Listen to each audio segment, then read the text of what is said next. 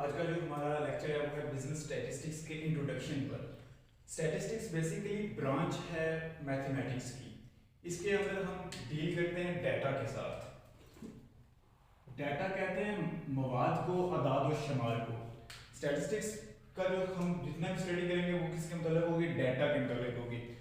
तो हम पहले एक मिसाल लेते हैं कि हमारे घर में कोई बजट हमने बनाना हो घर का, कि हम देखते हैं कि पहले हमारे इनकम कितनी है, उसके बाद देखते हैं कि एक्सपेंस कितने हैं।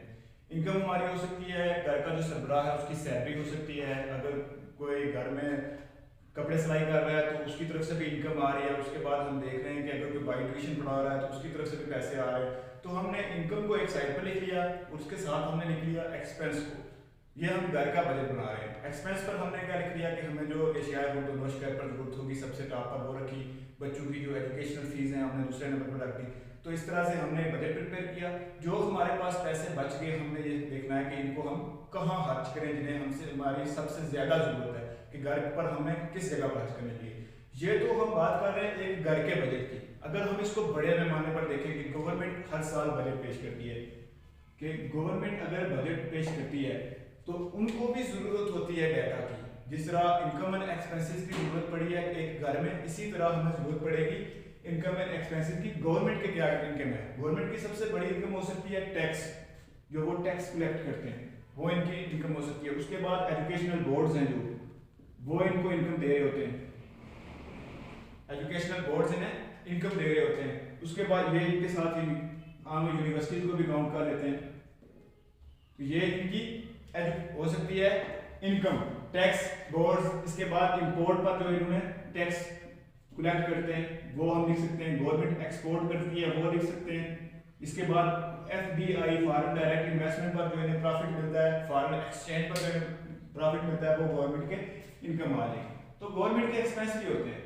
आपने देखे होंगे कि कुछ लोग गवर्नमेंट एम्प्लॉयज होते हैं, वो सबसे पहले गवर्नमेंट को उन्हें सैलरीज देनी पड़ती है तब वो लोग काम करते हैं। उसके बाद गवर्नमेंट लोगों को अलाउंस दे रही होती है, पेंशन लोगों की लगी हुई होती है, तो वो भी हमें यहाँ पर लिखने पड़ेंगे, ये उनके एक्सपेंस हो रहे हैं। उसके अलावा क्या हो सकता है, जो डिफेंस पर खर्चा कर रही है हमारी गवर्नमेंट, आर्मी को दे रही है, वो एक कंप्लीट अलग डिपार्टमेंट है पूरे का पूरा, एक वो हमारी जो आर्मी है। उसके बाद एजुकेशन पर खर्च कर रही है, तो ये इसके एक्सपेंस हो सकते हैं गवर्नमेंट के। ये सोर्सेज ऑफ इनकम है, ये एक्सपेंसेस हैं गवर्नमेंट के। तो इनका पर इनको देखते हुए, इनकम को देखते हुए और एक्सपेंस को देखते हुए गवर्नमेंट क्या करती है, एक बजट बनाती है। हर साल बजट पेश किया जाता है कि हमने एजुकेशन सैलरीज पर इतना खर्च करना है, किसकी सैलरी कितनी बढ़ानी है या कितनी कम करनी है, बजट बताते हैं। अलाउंस में हमने क्या करना है, डिफेंस में हमने क्या करना है, हमने नए डिफेंसिव सिस्टम लेने हैं या नई मिसाइल टेक्नोलॉजी खरीदनी है, उस पर हमने क्या करना है, वो हमें बजट में बताती है कि हमने एजुकेशन पर इतना पैसा खर्च करना है, मीन्स ऑफ कम्युनिकेशन, रोड, सड़कें, एयरपोर्ट, इन पर हमने क्या पैसा खर्च करना है, तो वो हमें गवर्नमेंट हमेशा बताती है बजट के अंदर। तो हम ये देखेंगे कि ये बजट प्रिपेयर किस तरह होता है। अब गवर्नमेंट को डाटा चाहिए, बजट बनाने के लिए गवर्नमेंट को डाटा चाहिए, डाटा की जरूरत होगी, तो वो डाटा इकट्ठा किया जाता है बोर्ड ऑफ सेंसस की मदद से। सेंसस कहते हैं मर्दमशुमारी को। जब मर्दमशुमारी की जाती है तो हमें पता चलता है कि हमारे मुल्क की पॉपुलेशन इतनी है, उस पॉपुलेशन में इतने फीमेल हैं, इतने मेल हैं। उसके बाद हमें पता चलता है कि कितने लोग पढ़े लिखे हैं, लिटरेसी रेट हमें पता चलता है, वो ये हमें सेंसस से पता चल रहा है कि हमारे मुल्क में कितने लोग पढ़े लिखे हैं और कितने पढ़े लिखे नहीं है। उसके बाद हमें पता चलता है कि एम्प्लॉयमेंट कितनी है, कितने लोग बेरोजगार हैं, ये भी हमें बोर्ड ऑफ सेंसस से ही पता चल रहा है। तो ये सारा डाटा हमें मिल रहा है एक डिपार्टमेंट से जो बोर्ड ऑफ सेंसस है, मर्दमशुमारी से। उसको मद्देनजर रखते हुए गवर्नमेंट क्या करेगी, बजट बनाएगी कि कहाँ पर स्कूल्स की जरूरत है, कहाँ पर कॉलेजेस की जरूरत है, कहाँ पर यूनिवर्सिटीज की जरूरत है, कहाँ पर लोग ज्यादा रहते हैं वहां पर नीड्स ऑफ ट्रांसपोर्टेशन की जरूरत है, किस जगह पर हमें एयरपोर्ट बनाना चाहिए। तो ये डाटा को देखकर आगे तरतीब दिया जाता है सारे के साथ। तो डाटा जो हमने कलेक्ट किया है, ये सारे का सारा जो हम डाटा कलेक्ट करते हैं उसे हम 4 स्टेप में काउंट करते हैं, 4 स्टेप करते हैं स्टैटिस्टिक्स के अंदर, और यही इसका मीनिंग है।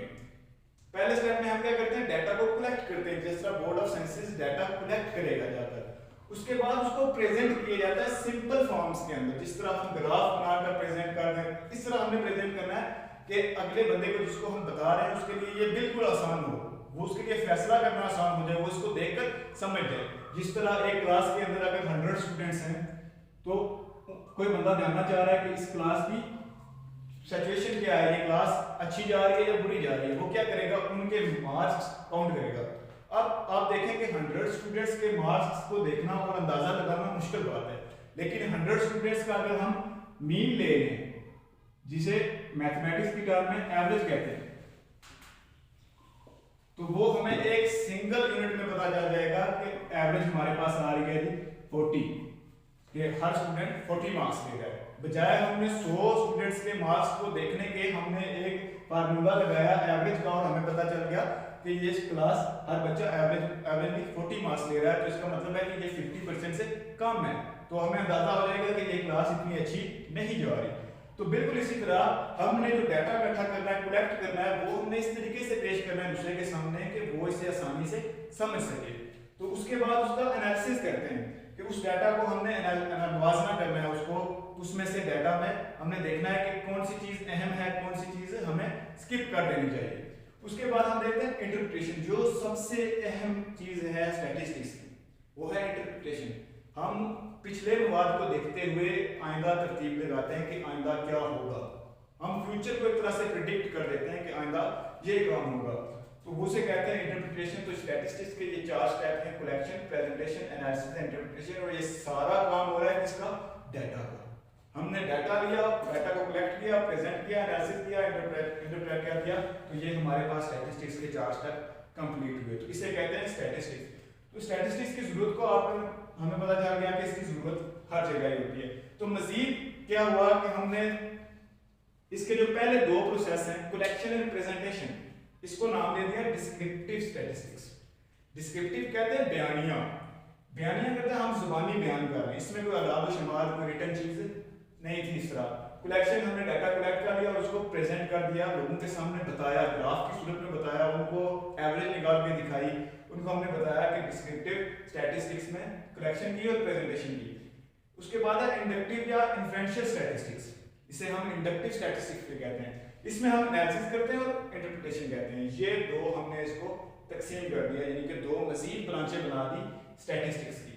तो अब हम देखते हैं आगे जो डाटा हमारे पास आएगा, जो मेन टर्म्स हैं, जो डाटा होगा वो हमेशा न्यूमेरिकल फॉर्म्स में होगा, यानी कि नंबर्स की सूरत में होगा। स्टैटिस्टिक्स में डाटा वो कोई बयानी ज़बानी चीज़ नहीं होगी, वो हमेशा नंबर की सूरत में होगी। तो स्टैटिस्टिक्स का जो रोल है वो रिसर्च के अंदर भी बहुत ज़्यादा है। अगर हम देखें रिसर्च क्या है, रिसर्च ये होती है कि आप कोई थ्योरी लेते हैं या कोई थ्योरी नई बनाने की कोशिश करते हैं। 2 चीजें, अगर आप कोई नई थ्योरी देना चाह रहे हैं तब भी, या कोई पुरानी थ्योरी थी उसको प्रूव करना चाह रहे हैं। जिस तरह हमारे पास एक एग्जांपल मफरूजा काउंट होता है कि हाइपोथेसिस है कि an apple a day keeps doctor away, कि हर रोज अगर आप सेहत खाते हैं तो आप सेहतमंद रहेंगे, आपको डॉक्टर की जरूरत नहीं पड़ेगी। तो ये एक मफरूजा बना हुआ है। कोई बंदा कहे कि ये थ्योरी है जो an apple a day keeps doctor away, हम इसको टेस्ट करते हैं, तो एक तरफ उसने रख लिया एप्पल को, दूसरी तरफ रख लिया लोगों की हेल्थ को। उसने एक लोगों को देखा कि मुख्तलिफ, उसने हो सकता है एक शहर से लोग इकट्ठे किए हों, 10 दूसरे शहर से 10 इकट्ठे किए हों, उनको जो बीमार लोग थे उनको उसने इकट्ठा किया, उनको एक एक सेब दिया। कोई हो सकता है हेडेक, परमानेंट हेडेक हो, डिप्रेशन हो, उसे किसी को गुर्दे का मसला हो, किसी को हार्ट प्रॉब्लम हो, उसने उन्हें 3 महीने तक रोजाना सेब खिलाए और उनको ऑब्जर्व करता रहा कि इनके बिहेवियर में क्या चेंज आई। तो जो एंड पर रिजल्ट होगा 3 महीने के बाद, वो कह सकता है कि मेरी रिसर्च से ये पता चला है कि ये काम वाकई an apple a day keeps doctor away, ये मफरूजा हकीकत है, हमने इस थ्योरी को टेस्ट किया। तो इसके लिए हमें क्या हुआ, जरूरत पड़ी पेशेंट्स की, मरीजों की। तो वो क्या हो जाएंगे, हम पॉपुलेशन उसको काउंट करेंगे। तो पॉपुलेशन हमारे पास क्या आई, जो हमारे पास वो मरीज थे, जितने हॉस्पिटल थे, 4 हॉस्पिटल्स को हमने जज किया। एक स्मानी के अंदर हो सकता है, दूसरा मीरपुर के अंदर हो सकता है, तीसरा हो सकता है जाटना के अंदर है। तो उनमें से हमने 5 लिए, जो 5 हमने मजीद लिए पेशेंट्स में हम कहेंगे सैंपल, और उसके बाद जो उन सैंपल से हमें रिजल्ट मिला उसे हम कहते हैं पैरामीटर। तो ये कुछ मेन टर्म है जो इस्तेमाल होती हैं स्टैटिस्टिक्स के अंदर, कि पॉपुलेशन क्या है, सैंपल क्या है, पैरामीटर क्या है। इसकी मजीद एक आसान मिसाल के तहत समझते हैं कि आप जाते हैं दुकान के अंदर, कहते हैं कि दुकानदार को कि मैंने चावल लेने हैं, मुझे मुख्तलिफ किस्म के चावल दिखाएं। वो जाता है और कुछ चावल लेकर आता है, एक कहता है ये सुपर कर्नल बासमती है, एक कहता है ये 555 है, एक कहता है ये टूटा हुआ चावल है। तो मुख्तलिफ चावल उसने आपके सामने रख दिए, एक ये नया चावल है, ये पुराना चावल है। अब जो आपके सामने वो मुट्ठी भर चावल लेकर आया है, वो दरहकीकत एक सैंपल है। वो किसको रिप्रेजेंट कर रहा है? उस बोरी में पड़ी मुकम्मल तादाद को। अपने 5 सैंपल्स थे डिफरेंट, तो 5 डिफरेंट पॉपुलेशन को वो कर रहे थे। वो 5 जो हमारे पास बोरियां थी वो क्या हो जाएगी? पॉपुलेशन जो मुकम्मल थी। उन 5 में से जो हमें 5 मुट्ठी जो दिखाए गए सैंपल जो दुकानदार लेकर आया हमें दिखाने के लिए, वो कहलाएंगे सैंपल्स। उसके बाद जो हम रिजल्ट लेंगे, नतीजा लेंगे कि ये वाला अच्छा है, ये वाला मैं ले लेता हूँ, तो वो सैंपल से आपने निकाला तो वो क्या हो जाएगा? पैरामीटर। तो ये स्टैटिस्टिक्स की जानकारी में जो हमें आगे देखने को मिलेंगी, तो इंशाल्लाह हम देखेंगे। अब हम स्टैटिस्टिक्स की कैरेक्टरिस्टिक्स को देखते हैं और साथ इसकी लिमिटेशंस भी हैं। स्टैटिस्टिक्स की ये कैरेक्टरिस्टिक्स है कि इसमें हम एग्रीगेट शो करते हैं। हम जो एग्रीगेट मीन मीडियन मार्ड की सूरत में हम एग्रीगेट होता है जो फैक्ट्स का, हम उसको एक्सप्रेस करते हैं। उसके बाद है अफेक्टेड बाय वेरिएबल्स। जो स्टैटिस्टिक्स है इसमें मुख्तलिफ वेरिएबल्स इंक्लूड होते हैं। मतलब हम अगर डिमांड एंड सप्लाई को देख रहे हैं तो वो किससे इफेक्ट हो रही है? प्राइस से। अगर कीमत ज़्यादा है तो डिमांड कम होगी, और इसके बरक्स सप्लाई, कीमत ज़्यादा है तो सप्लाई ज़्यादा होगी। तो ये डिफरेंट वेरिएबल्स पर इफेक्ट हो रही होती है। न्यूमेरिकली एक्सप्रेस, जितने भी हमारे पास फैक्ट्स होंगे हमने उनको न्यूमेरिकली एक्सप्रेस करना है। अदर देन न्यूमेरिकल जो चीज़ें हैं वो कैरेक्टरिस्टिक्स में डील नहीं होंगी। उसके बाद है सिस्टमैटिक मैनर। सिस्टमैटिक मैनर का मतलब होता है कि तरतीब से चलना, कि पहले आपने क्या स्टेप करना है, दूसरा क्या करना है, तीसरा क्या करना है, उसके बाद ही आप चीज़ कर सकेंगे। तो स्टैटिस्टिक्स के अंदर हम सिस्टमैटिक मैनर के साथ चलते हैं। हमने पहले डाटा को कलेक्ट करना है, उसके बाद प्रेजेंटेशन करनी है, फिर एनालिसिस और फिर इंटरप्रिटेशन है। अगर कोई बंदा ये कहे कि पहले हम इंटरप्रिटेशन करा लेते हैं तो डाटा बाद में कलेक्ट कर लेंगे, तो ऐसा नहीं हो सकता। उसके बाद है डेफिनेट ऑब्जेक्ट, कि जो डाटा हम कलेक्ट कर रहे हैं उसका ऑब्जेक्ट पहले से डिटरमिन होना चाहिए। ये नहीं है कि अगर आपने कुछ चीज़ का इसके बारे में आप सोच रहे हैं कि हमने एजुकेशन डिपार्टमेंट पर देखना था कि फलां के स्कूल के बच्चे ज़्यादा अच्छे हैं, कि वो आगे जा रहे हैं, मेडिकल के जो स्टूडेंट्स हैं वो कौन सा स्कूल ज़्यादा प्रोड्यूस कर रहा है, या इंजीनियर्स कौन सा स्कूल प्रोड्यूस कर रहा है, तो उसके लिए आपको अलग से डाटा इकट्ठा करना पड़ेगा। ये सेम ऑब्जेक्ट अपने जहन में रख के, अगर आप ये सोचें कि हमारे पास पहले से गजल पड़े हुए हैं तो हम उनसे देखकर ये हज कर सकते हैं कि कौन सा स्कूल ज़्यादा प्रोड्यूस कर रहा है स्टूडेंट्स, ज़्यादा अच्छे स्टूडेंट्स प्रोड्यूस कर सकता है, तो वो हम नहीं कर सकते। हर रिसर्च का जो पर्पस होगा वो अलग होगा, और जितना डाटा हम कलेक्ट करेंगे वो डेफिनेट ऑब्जेक्ट के साथ ही कलेक्ट करेंगे। तो ये इसकी कैरेक्टरिस्टिक्स थी। इसकी लिमिटेशंस पर आते हैं कि जो नंबर होते हैं अदर देन न्यूमेरिक नंबर, उनको स्टैटिस्टिक्स में डील नहीं किया जाता। ये इसकी लिमिट है। अगर आप किसी की खुशी गमी को नापना चाह रहे हैं, लॉयल्टी को नापना चाह रहे हैं, वफादारी को, उसके बाद मोरालिटी को नापना चाह रहे हैं, तो वो इसमें नहीं है। अगर आप किसी के करैक्टर को जज करना चाह रहे हैं कि फलां इंसान का करैक्टर क्या है, कैसा है, फलां वैली के लोग हैं उनका करैक्टर कैसा है, हालांकि ये भी एक रिसर्च ही है कि आप देखना चाह रहे हैं कि मीरपुर के लोग ज़्यादा करैक्टर वाइज अच्छे हैं या समानी के, तो वो स्टैटिस्टिक्स में डील नहीं होगा, क्योंकि हम उनको जज न्यूमेरिकली एक्सप्रेस ही नहीं कर सकते, तो वो इसमें डील नहीं होगा। दूसरी बात, एग्रीगेट इफेक्ट्स। एग्रीगेट इफेक्ट्स यहाँ पर इसकी कैरेक्टरिस्टिक्स भी है और यही इसकी लिमिटेशन भी है। एग्रीगेट इफेक्ट्स होता है कि हमें जो फिगर दिया जाता है वो तमाम यूनिट्स को इकट्ठा करके समेशन एक्स और एन, यानी कि हमने तमाम जितने भी वो एन नंबर्स थे हमने उस पर डिवाइड कर दिया आउटपुट को, तो हमें जो फिगर हासिल हुआ, फॉर एग्जांपल के पर कैपिटा इनकम है जो पाकिस्तान की वो 1408 है। तो इसका मतलब ये नहीं है कि तमाम लोग ही गरीब हैं, कुछ लोग अमीर भी हैं और अच्छे खासे अमीर हैं, गरीब। अब ये जो फिगर हमें दिया गया है इससे ये एक्सप्रेशन जा रहा है कि पाकिस्तान की पर कैपिटा इनकम 1408 है, तो इसका मतलब है वो एक गरीब कंट्री है।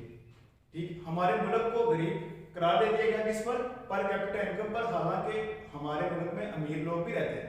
तो ये सिर्फ एग्रीगेट को शो करता है फैक्ट्स के, वो जो लिमिटेशन है, यानी कि कुछ जो ज्यादा अमीर है उसको शो नहीं कर रहा और ना ज्यादा गरीब को शो कर रहा है। ये एक फिगर दे रहा है एग्रीगेट। उसके बाद है सफिशिएंट केयर, कि हमने जो डाटा इकट्ठा किया था पर्पस के लिए उसमें हमें सफिशिएंट केयर होनी चाहिए, कि अगर हम केयर नहीं करेंगे तो हमारा डाटा हमें गलत लीड कर सकता है। वो हम जो इंटरप्रिटेशन कर रहे हैं वो गलत भी हो सकती है। तो हमें जो डाटा कलेक्ट करना है वो इंतहाई एहतियात के साथ कलेक्ट करना है और ये डेफिनेट ऑब्जेक्ट को ज़हन में रखकर कलेक्ट करना है। उसके बाद है एक्सपर्ट पर्सन रिक्वायर्ड कि स्टैटिस्टिक्स जो है इसको सिर्फ एक्सपर्ट पर्सन ही हैंडल कर सकता है। बाकी इस मैथमेटिक्स का पर्सन अगर कोई बंदा कहेंगे मैथमेटिक्स का स्टूडेंट है या मैथमेटिक्स में उसने की हुई एजुकेशन हासिल किया तो वो स्टैटिस्टिक्स को भी डील कर देगा, तो ये मुमकिन नहीं है। स्टैटिस्टिक्स का अलग एक्सपर्ट्स रिक्वायर होगा, उसके डाटा को एक्सप्रेस करने के लिए, एनालिसिस करने के लिए अलग हमें एक्सपर्ट की जरूरत पड़ेगी। उसके बाद है कि ये ऑनली टूल है, इससे हम डाटा इकट्ठा करते हैं और एनालिसिस करते हैं। इससे हम फिगर्स को चेंज नहीं कर सकते। ये हमारे पास फिगर आ गया तो हम इसको चेंज नहीं कर सकते। तो ये हमारे पास सिर्फ एक टूल है जिसके जरिए हम एनालिसिस कर सकते हैं। तो ये इसकी लिमिटेशंस हैं हमारे पास और कैरेक्टरिस्टिक्स और